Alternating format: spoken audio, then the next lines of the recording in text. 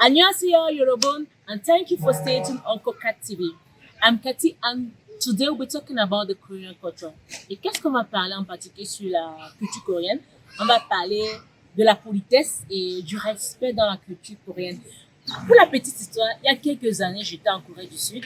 J'étais avec des amis et j'ai appelé mon aînée par son prénom. Et elle s'appelait Gloria. Je dis Gloria. Et tous les gens qui étaient autour m'ont été choqués. Et moi, je ne comprenais pas. Ah, qu'est-ce qui se passe? Ah, on m'a expliqué que non. On m'a dit, en principe, ton aîné, tu ne dois pas l'appeler par son prénom. Si ton aîné, c'est une fille, tu dois dire, par exemple, Gloria Onni. Si peut-être ton aîné, c'est un garçon, tu peux dire Jonathan Opa. Ça, c'est pour les filles. Et pour les garçons, si ton aîné, c'est une fille, tu as dit peut-être Cathy Nuna. Si ton aîné, c'est un garçon, tu dois dire Jonathan Hyung. En ce moment, j'ai saisi la différence. Vraiment, ce qui m'a vraiment marqué dans la culture coréenne, c'est que c'est une langue c'est une culture dans laquelle vraiment le respect est vraiment très profond.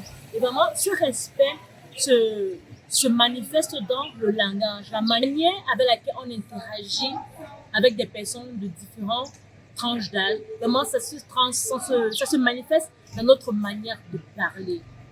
Par exemple, le langage que j'utilise peut-être pour mon aîné, c'est pas le même langage que je vais utiliser pour mon cadet.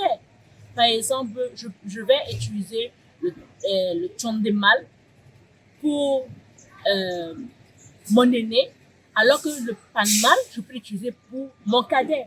Il y a cette différence-là dans la culture coréenne. Il y a un autre exemple.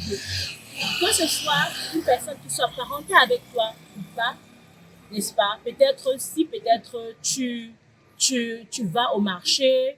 C'est vrai qu'on peut utiliser les termes comme madame, qui est adjuma, mais on peut aussi utiliser les termes comme imo, samchon, imo qui signifie tata, et samchon qui signifie tonton. C'est vrai que la personne n'est pas toujours obligée d'être peut-être un parenté avec toi, mais c'est juste un signe de respect. Une autre chose qui m'a encore marqué dans la culture coréenne, c'est que avant de manger, il y a toujours une parole qu'on dit, et après avoir mangé, il y a toujours une parole qu'on dit. Par exemple, lorsque j'étais souvent à table avec d'autres personnes, peut-être lorsque mon ami m'invitait chez lui ou chez elle, avant de manger, on dit "Chamo kesimida", ou bien après avoir mangé, on dit "Chamo simida". Vous voyez, ça veut dire que peut-être avant on me dit que merci, je vais bien manger, et après on dit merci, j'ai bien mangé. Et vraiment, ce sont des choses qui m'ont vraiment marqué dans la culture coréenne. Ce sont les gens qui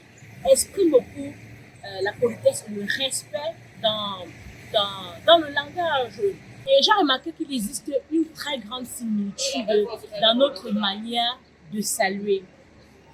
Donc, par exemple, en Corée du Sud, lorsque tu veux donner un objet à ton aîné, tu vas généralement tendre ta main droite qui sera soutenue par ta main gauche.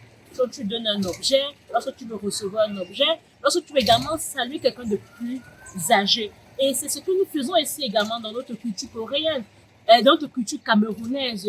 Dans beaucoup de tribus ici au Cameroun, il y a cette habitude-là, lorsque tu veux saluer ton aîné, ou bien recevoir quelque chose de ton aîné, ou bien donner quelque chose à ton aîné, tu tendre la main droite, tu la soutiens par ta main gauche.